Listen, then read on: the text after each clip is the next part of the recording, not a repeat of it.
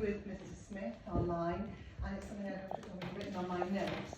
There is absolutely no point in having a behaviour policy when councillors do not adhere to your own code of conduct.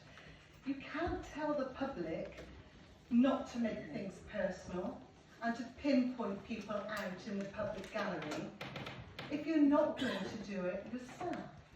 You just can't do it. You can't tell the public to not mention councillors and then you yourself picked me out. It was nothing to do with your debate with Mrs. Townsend, but straight away you chose to bully me instead of keeping to the topic that Mrs. Townsend was talking about. That's not fair. So I'm sorry, you've got to bring yourself into line. And it's all very well keep mentioning the code of conduct and taking complaints further with North Somerset Council. But as I've already raised, and Councillor Blackmore, well done for tonight. Oh, it's like a breath of fresh air having you in the council. As I've already raised with her, the code of conduct and complaints in North Somerset Council are only relevant if the monitoring officer investigates a breach of the code of conduct.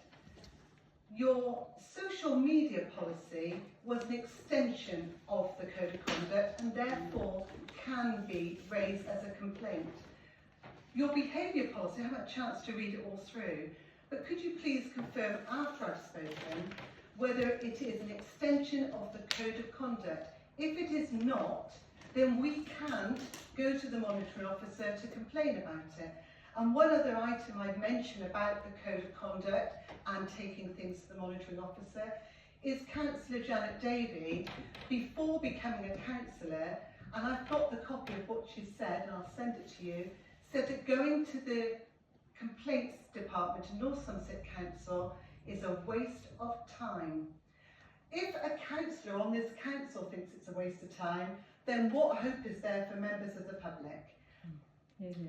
And also what you did tonight in pinpointing me out when I was nothing to do with the debate, you actually did what the excellent Councillor Aldridge reprimanded Bob Cartwright for doing many times. That's the fairness that we want back in these meetings.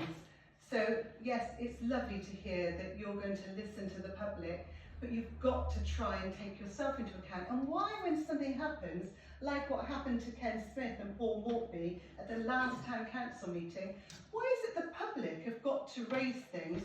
Do you not feel that you ought to be accountable to yourselves as well as the town? It's not down to the public to do that. And as I pointed out at the Community Matters meeting, at what point would it get so bad that you'd actually stop something? And I must admit, I saw the email exchange, and you actually said to Paul Mortby in a separate email that you agreed with what Mike Johnson did. But your councillor tonight said he didn't. So there is a bit of a controversy in the council. You have got to be... I'm sorry, Annette, I just have to butt in on that one. Can you butt in afterwards, please? Because it stops the frame and it means that you can't carry on. I know it's very difficult, I know. But what you've done is you've taken two different subjects and you've put them together. So I have never once said that I agreed with anything that was in the email that Mike sent. I did, however, send a very lengthy email to Mr. Botley regarding the behaviour that happened in the meeting in question. You agreed with what he did. You agreed with what he did. You said there was nothing wrong with what he did, but I'm not going to go into that. So with regard to your behaviour policy, I would just like to raise one item that I've seen on it, which I've managed to read, and that is that it says, filming of council meetings, brackets with prior notice to the clerk.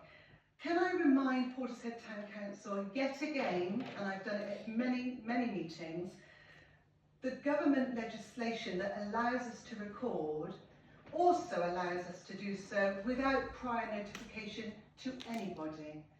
I want to make sure that that is in your behaviour policy. We do not need to notify in advance. As long as we're doing so out of the way, we're not obstructing the meeting, that is the legislation, and legislation overrides your town council policy. So please make sure that that's corrected. I would like to remind this town council that after the hijacking of the Portishead